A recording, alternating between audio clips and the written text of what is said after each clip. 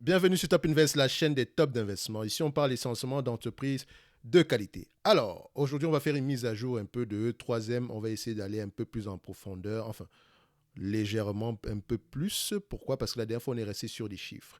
Donc, sur les chiffres ici, voilà, quantitativement, c'est beau à voir. On se dit qu'on a une opportunité d'investissement en date d'aujourd'hui. D'accord? Si vous suivez à peu près voilà, la dernière minute de la vidéo qui date du mois de juillet ici, je disais que c'est bien présentement, mais voilà, le prix de l'action ici, pas que ce n'est pas important de savoir pourquoi est-ce que l'action baisse, ça pourrait être une multitude de choses. D'accord? Donc, c'est déjà bien de comprendre déjà ce que l'entreprise fait, mais également toujours lire les rapports financiers avant de prendre une quelconque décision d'achat. OK? Donc, c'était une entreprise qui m'intéressait, mais bon, moi, ça m'intéresse aux alentours des 100 dollars par là.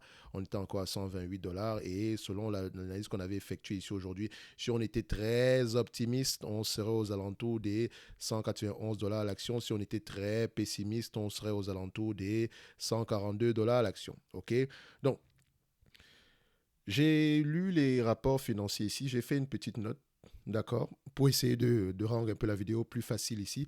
Donc, les rapports, c'est un peu comme un résumé, en fait, des rapports financiers, enfin, de trimestriels ici, par rapport à tout ce qui se passe sur le moment. OK? Donc, je vais vous la lire ici, et après, on va revenir sur l'évaluation de la compagnie ici. OK? Donc, on y va. Alors, les actions de troisième ont perdu près de 40% depuis le début de l'année. Bien que le statut de valeur sûre de la société et ses excellentes finances laissent penser que le titre résisterait mieux à une période économique aussi difficile, les inquiétudes croissantes sur le plan juridique et l'incertitude suscitée par l'annonce du projet de scission de la compagnie, de la société en deux semblent inciter les investisseurs à la prudence. Donc ici, l'entreprise a annoncé qu'elle va se séparer en deux. D'accord? On va y revenir plus tard dans ce commentaire-ci. OK? Donc, les frais juridiques risquent également d'augmenter. Bien que 3M semble être sur le point de régler un recours collectif concernant le déversement de produits chimiques et que le prix proposé de 54 millions de dollars semble être une goutte d'eau dans l'océan. Donc le 54 milliards de dollars, 54 millions de dollars, c'est rien pour 3M. C'est rien du tout. Donc, elle va pouvoir régler ce différend juridique-là en payant 54 millions de dollars de dommages. Donc le règlement est d'ailleurs toujours en attente d'approbation finale, donc ce n'est pas encore conclu finalement, mais on attend toujours, ok? Il semblerait que 54 millions, c'est ce qu'on pourrait payer si tout va bien, ok? Entre-temps, un juge a récemment rejeté une motion visant à transférer au tribunal des faillites une affaire dans laquelle des vétérans affirment que les bouchons d'oreille vendus à l'armée par la société étaient défectueux, entraînant ainsi une perte d'audition. Donc, pendant très longtemps, Troisième a vendu des bouchons d'oreille à l'armée américaine. Et il semblerait que ces bouchons d'oreille-là aient été, se soit avéré être défectueux. Et Troisième était au courant depuis. Ils étaient au courant et ils ont continué à vendre. Ce qui fait qu'aujourd'hui, il y a des gens qui ont des problèmes d'audition après avoir utilisé ces bouchons d'oreille-là. Donc, ça va causer un problème énorme à Troisième. Et ici, on parle de l'armée américaine. Et dites-vous que c'est aux États-Unis, on ne blague pas avec l'armée ou bien avec les vétérans de l'armée. D'accord? So, généralement, quand ça touche l'armée, ça va être très très sérieux. Et on va montrer l'exemple, même si on s'appelle Troisième. Faites attention. Donc, les dommages et intérêts versés dans les affaires déjà réglées s'élèvent en moyenne à 26 millions de dollars. Donc, les affaires qui concernent les problèmes de bouchons d'oreille, donc des trucs de perte d'audition, c'est 26 millions de dollars en moyenne. Je dis bien, c'est la moyenne payée pour régler ces différends-là. Une partie, il y aurait plus de 230 000 plaignants supplémentaires. Est-ce que vous entendez? De sorte que les coûts pourraient être exorbitants. Si on fait juste le calcul, je pense que ma calculatrice va bugger littéralement. On va faire 230 millions. Admettons même, ici c'est 26 millions, n'est-ce pas? Admettons même, je dis bien admettons même que cette compagnie ne reverse que 1 million par personne. 230 000 personnes multipliées par 1 million, ça fait combien? On arrive ici à 1, 2, 3, ça fait 230 milliards de dollars Capitalisation boursière, 64 milliards. Elle n'a pas les moyens de payer ce genre de chiffre-là. Et on vous dit que la moyenne, c'est 26 millions. Donc faites ça par 26 fois, les chiffres sont complètement aberrants. C'est le risque, en fait, c'est le problème actuel de cette compagnie. C'est ça le problème. OK? So, il faut également que je dise quelque chose. Les procès, généralement, au début, ce genre de choses-là, il est très facile de faire, voilà, de faire des spéculations à la hausse, littéralement. J'ai connu cette situation avec les compagnies comme McKesson, notamment avec la crise des opioïdes. McKesson a été accusé, McKesson, Ameris Soudbergen et Cardinal Hill ont été accusés d'avoir facilité la vente de ces produits-là parce qu'ils sont des distributeurs et ils n'ont pas fait, ils n'ont pas sonné ils n'ont pas tiré la sonnette, ils n'ont pas tiré la sonnette d'alarme. J'allais dire, ils n'ont pas sonné la tirette d'alarme. Ils n'ont pas tiré la sonnette d'alarme, en fait, quand ils se sont rendus compte qu'il y avait des volumes énormes d'opioïdes vendus. OK? So, notamment parce qu'ils faisaient beaucoup d'argent avec ça. Donc, le gouvernement les a condamnés et ils ont condamné d'autres entreprises également. Il y en a une autre qui a fait faillite littéralement. Je pense que c'était Purdue Pharma.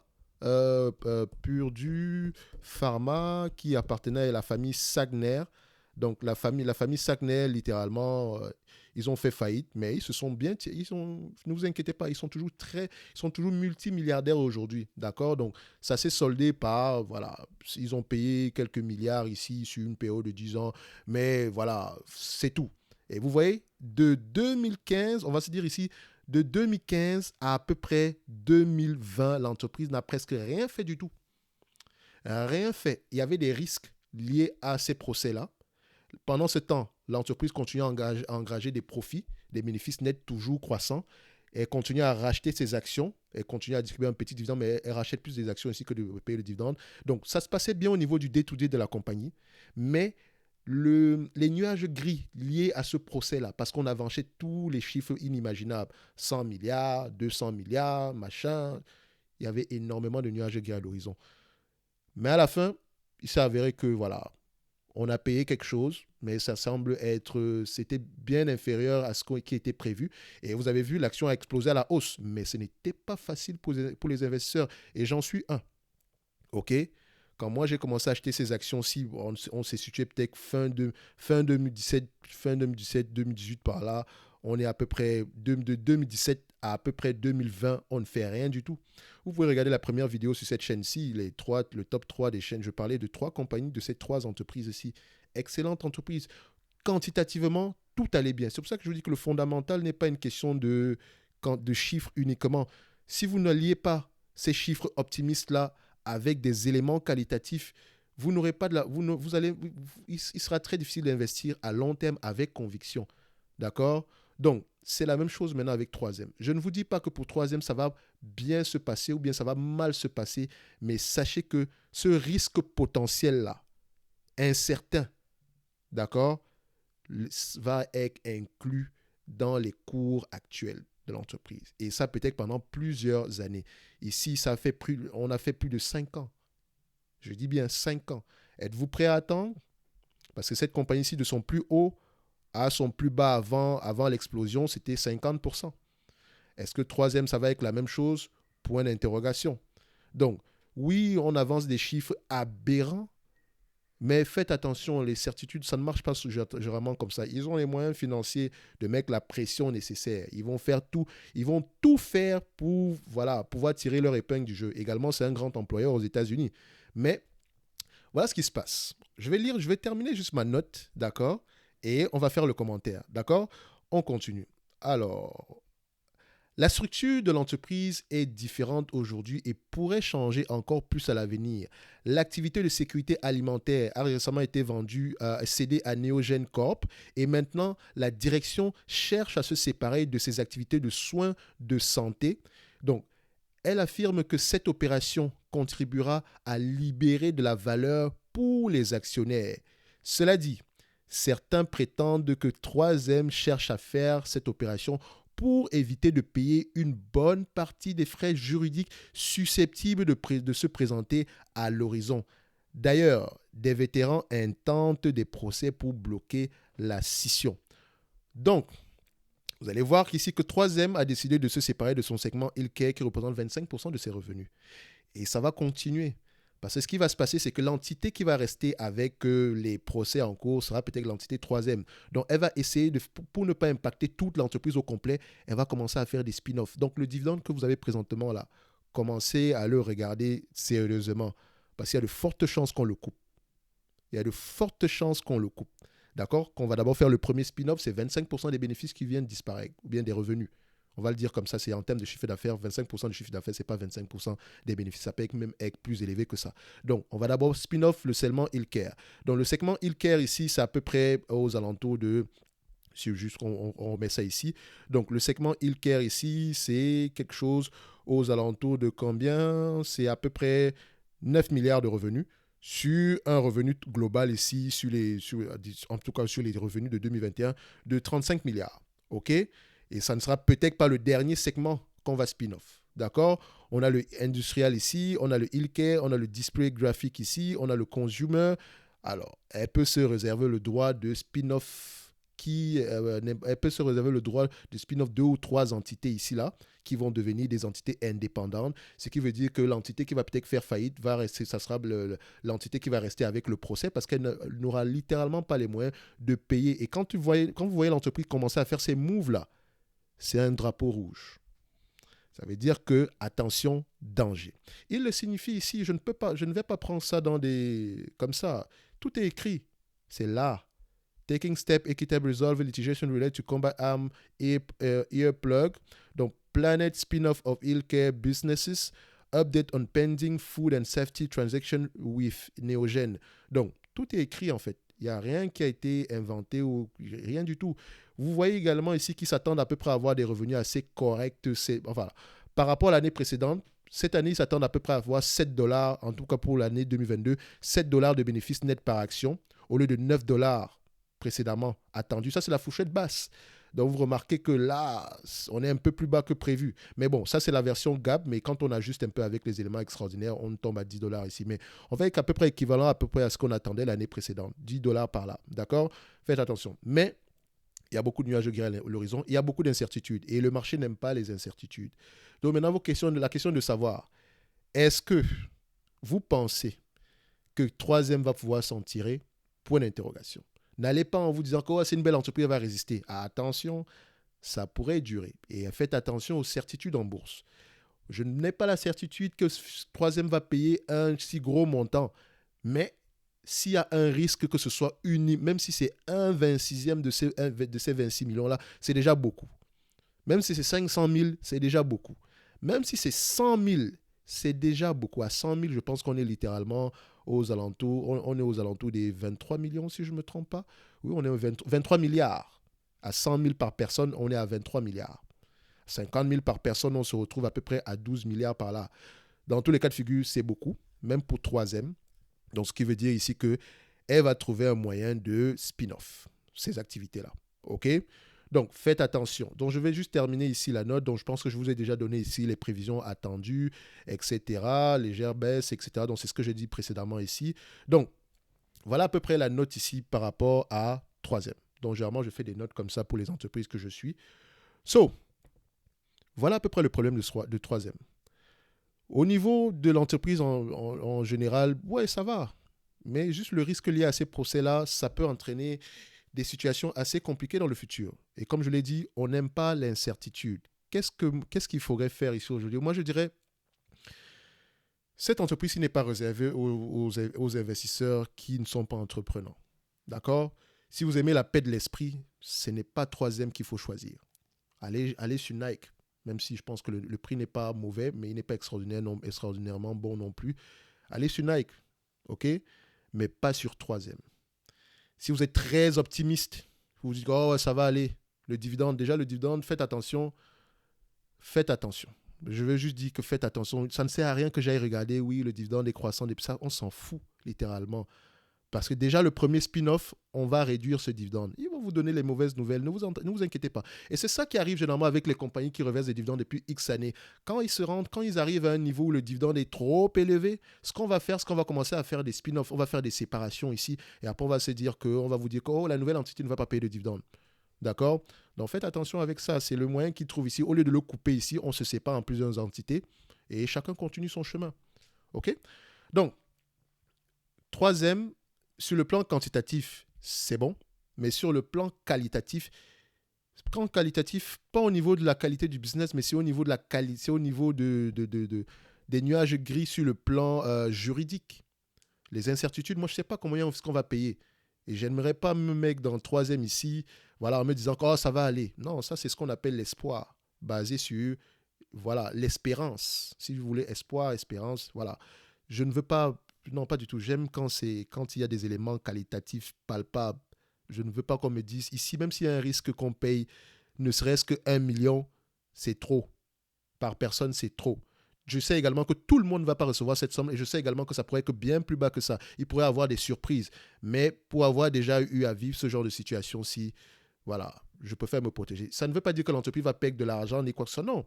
Son business pourra continuer normalement, mais présentement, le management va commencer à spin-off un tout petit peu avant, avant que l'échéance finale n'arrive. Et c'est pour ça qu'on essaye de bloquer présentement, parce que ça veut dire que la partie de troisième qui va faire faillite n'aura juste pas les moyens de payer tout le monde.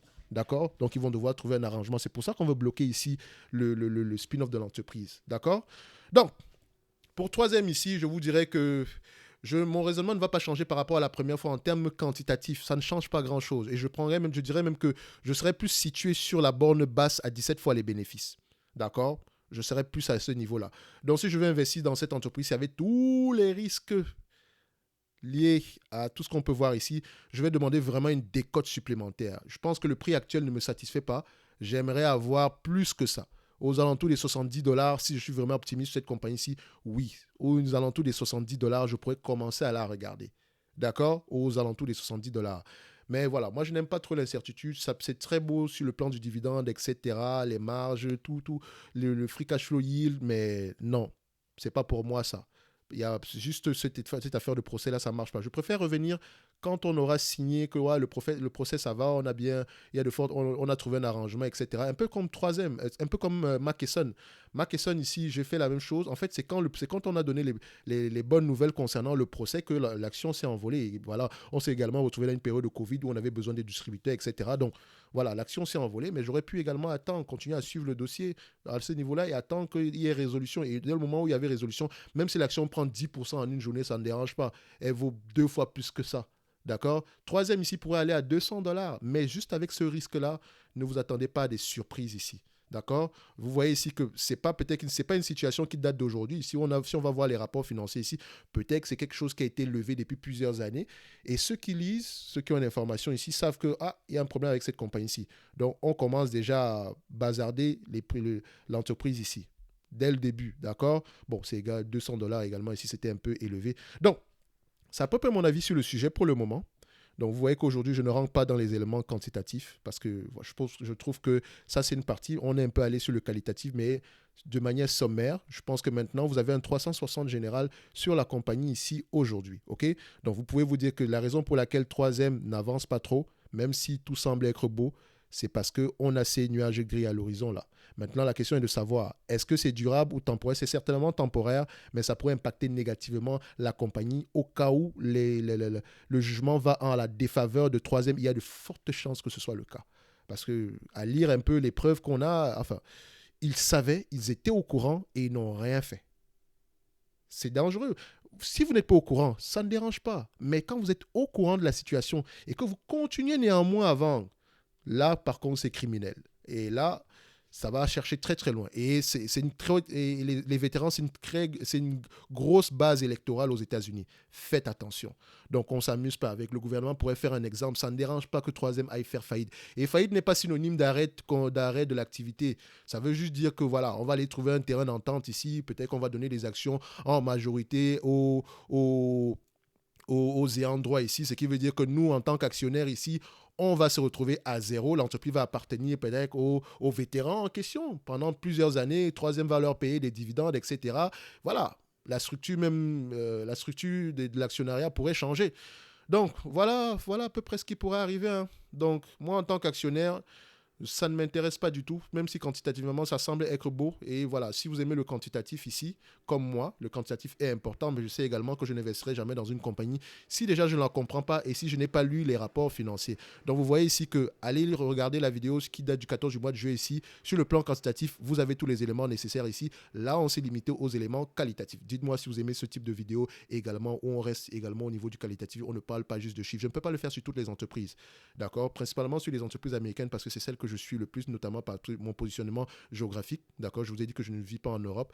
Donc, voilà. Je peux avoir un avis sur la plupart des compagnies américaines ici, normalement. Mais voilà, c'est à peu près ça. Donc, on va se donner rendez-vous sur la prochaine vidéo et d'ici là, portez-vous bien. Dites-moi ce que vous pensez également en commentaire. Merci.